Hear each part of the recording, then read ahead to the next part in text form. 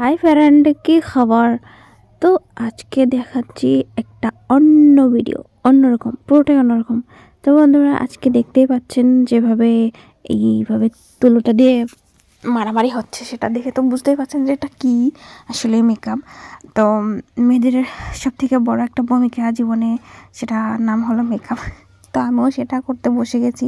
Sorry, আমি করতে বসিনি, এবং ক্লাস শিখতে এসেছি বলতে পারেন। তো শেখাচ্ছে বা শিখতে এসেছি একই। তো সেখানে এসেছি, এখন শিখছি। তো ছাড়ে শেখাচ্ছে। তো এত সুন্দর করে উনি মেকআপ করছে, কি আর বলবো।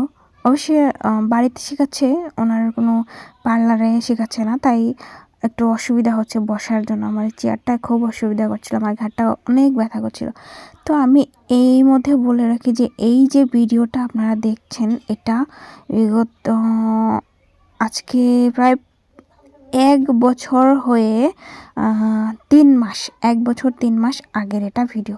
তো মোবাইলের গ্যালারিতে এভাবে ঘাঁটতে ঘাঁটতে পেয়ে গেলাম। তারপর ভাবলাম এটা তো আমি শেয়ার করতেই পারি, কারো না কারো কাজে লাগবে। এভাবে পার্ট বাই পার্ট কি সুন্দর করে ছাড়ে লাগিয়ে যাচ্ছে, কোনটার পর কোনটা। যারা মেকআপে ইন্টারেস্টিং আছে তারা অবশ্যই অবশ্যই এই ভিডিওটাকে কাজে লাগাতে হবে। দেখো কি সুন্দর করে আই মেকআপটা করে যাচ্ছে, একটার পর একটা লাগিয়ে যাচ্ছে। এই ভিডিওটাকে স্লো করে দেখলে একদম পুরোটাই মুখস্থ হয়ে যাবে, কোনো আর ক্লাসের দরকারই হবে না বলতে পারো। তো আমি তার জন্য ভিডিওটা করেছিলাম যে হয়তো কারো হেল্প হবে। আমি মাঝে মাঝে 2-1টা পয়েন্ট কেটে দিয়েছি, না হলে অনেক বেশি লম্বা হয়ে যায়। আর ভিডিওটাকে অনেকটা স্পিড বাড়িয়ে দিয়েছি। আর এই যে দেখছো সামনে একটা দূর করে মোবাইল দাঁড়িয়ে আছে, এদের উপর আমার যা রাগ হয় না, একদম একদম কি বলবো। আমার মোবাইলটা দিয়ে আমি ভিডিও করতে বলেছিলাম যাকে, সে তো একদম লাজুকি বান্দর, লাইট একটা নিয়ে দূরে বসে রয়ে গেল। কেন আমার থোবরাটাকে কি ভিডিও বানাতে পারলি না? এবং দেখো, আর এনারা ক্লাস শিখতে এসেছে, তবুও আর আমার থোবরার সাথে মোবাইলটা ধরে রেখেছে।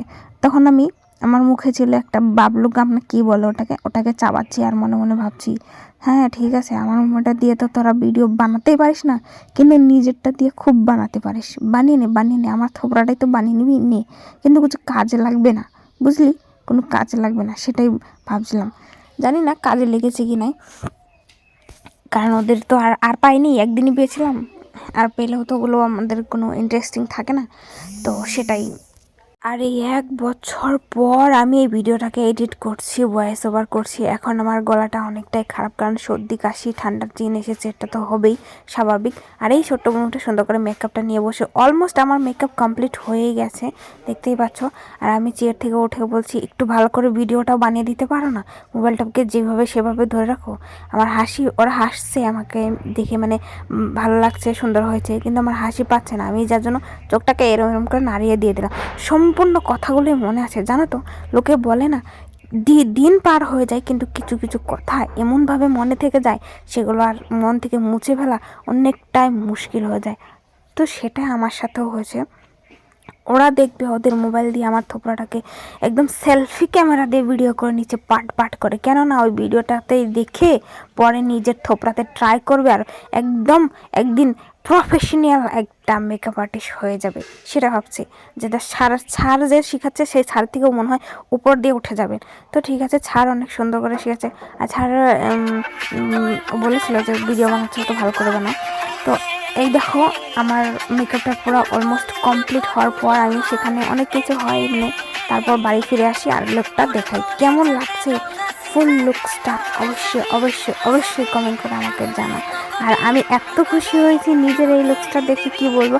আমার ক্যামেরাটা অত একটা ভালো নয়, তার জন্য এভাবে আমাকে বেশি সাদা সাদা লাগছে, কিন্তু সামনে থেকে দেখলে বুঝতে পারতাম মেকআপটা কতটা সুন্দর ফিনিশিং হয়েছে। যাতে ক্লাসে বুঝিয়ে আমাকে আমার থোবরা